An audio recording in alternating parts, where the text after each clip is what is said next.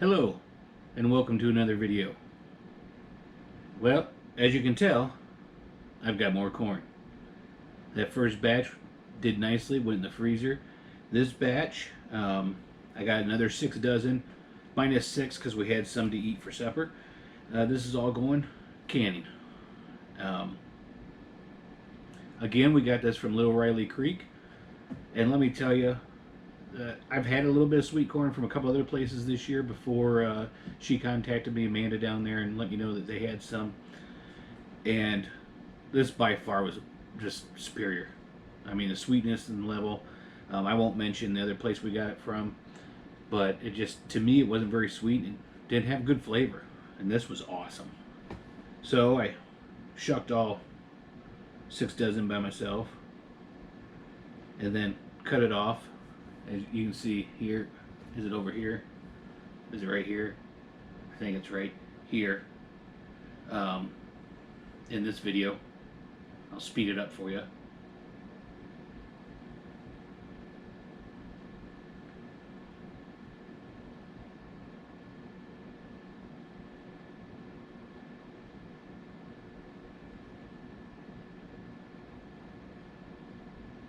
Okay, now I put it in the bags because I knew I was going to have time to get it in the jars and everything when I got done cutting it. So we'll get this in the jars. Standard thing. We want to fill the jars up. These are pints. We want to fill them up, leave about a 1-inch head space, which, by the way, this is what the tool looks like to check. Use that end to kind of poke down in and get air bubbles out. And this end here has different marks that you just set however much head space you want. That's the 1 inch. And, oops, it'll let you know that you're good or not.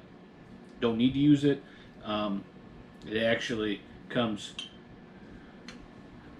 if you can see it, just below the rim there. All right, let's get this corn in there.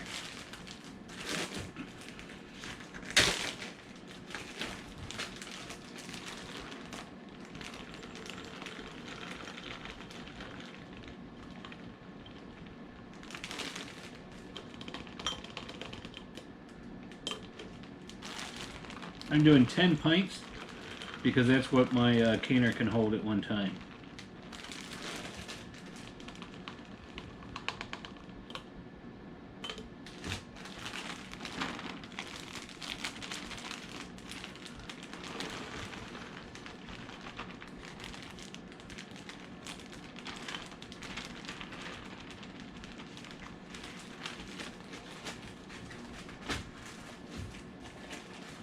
Want to be frugal? I'm going to rinse this back out and use it again. Okay, these fuller bags, more full, fuller, however you want to say it. I think I'll use the 1-cup measuring scoop.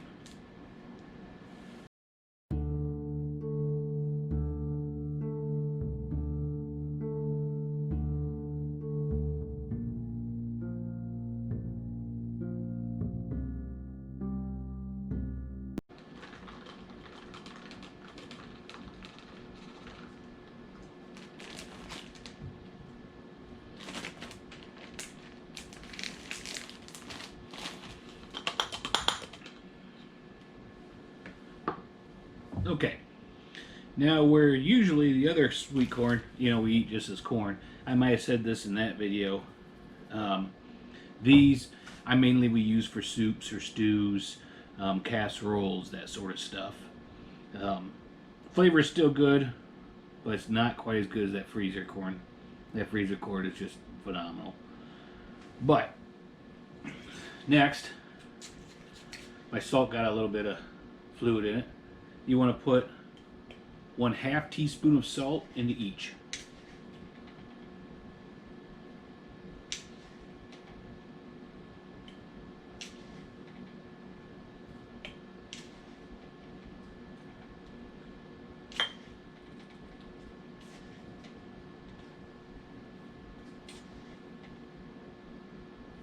I think I might have to get a saltine to put in here, get rid of some of this moisture.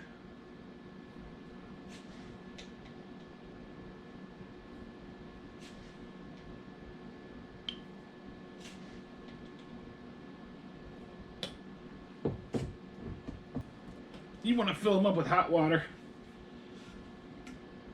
to that same, about 1 inch from the top. Whoop. That one filled up a little bit too much. So let's make a mess. Okay.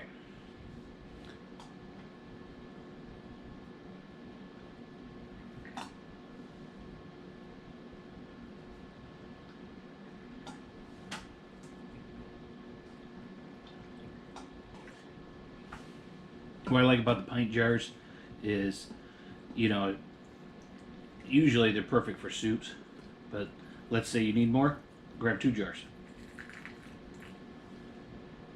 And I will tell you, with everything that's going on, lids have gotten increasingly hard to find in my area.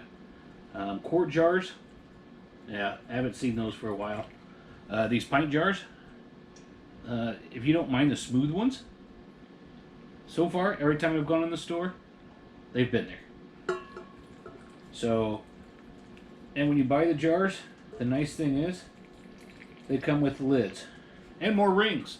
Because if you can, you know, you can never have enough rings.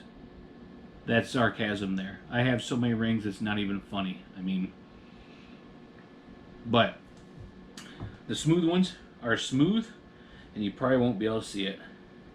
Except for on the front there, it does say ball. I'll buy them because I do have some empty pint jars, and I do have some lids. But who knows if those are going to be available.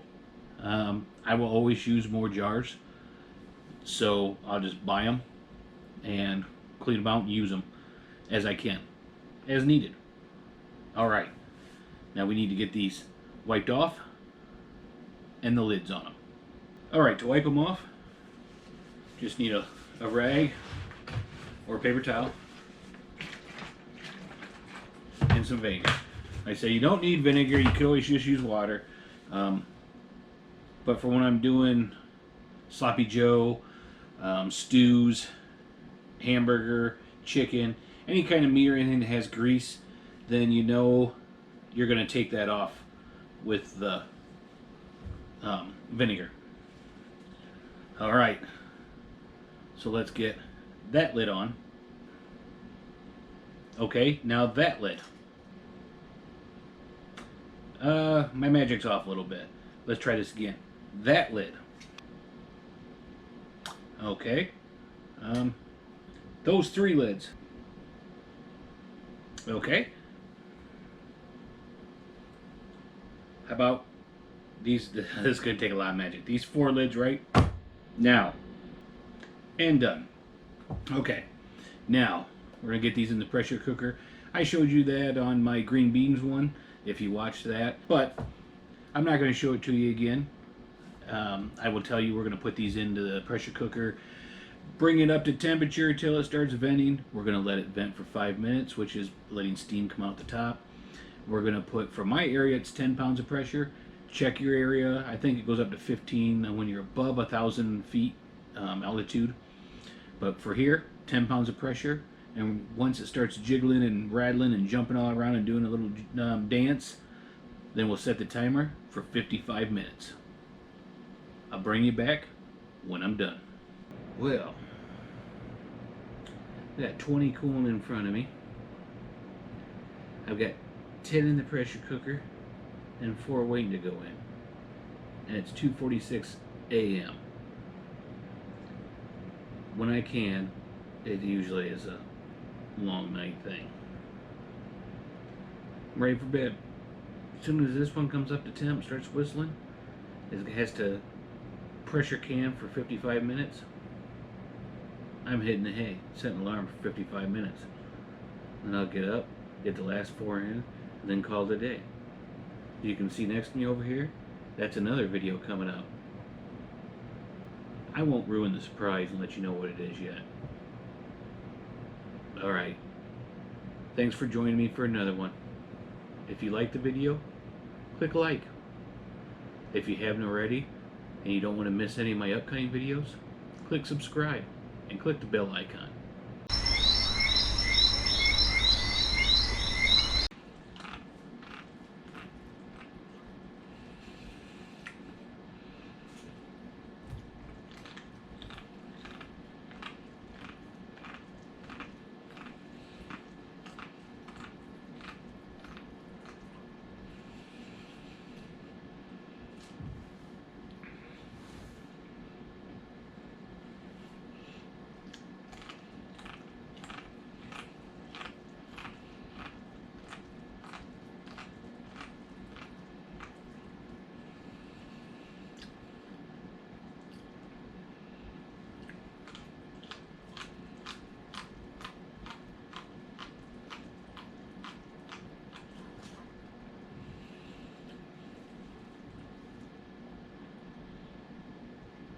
Mm.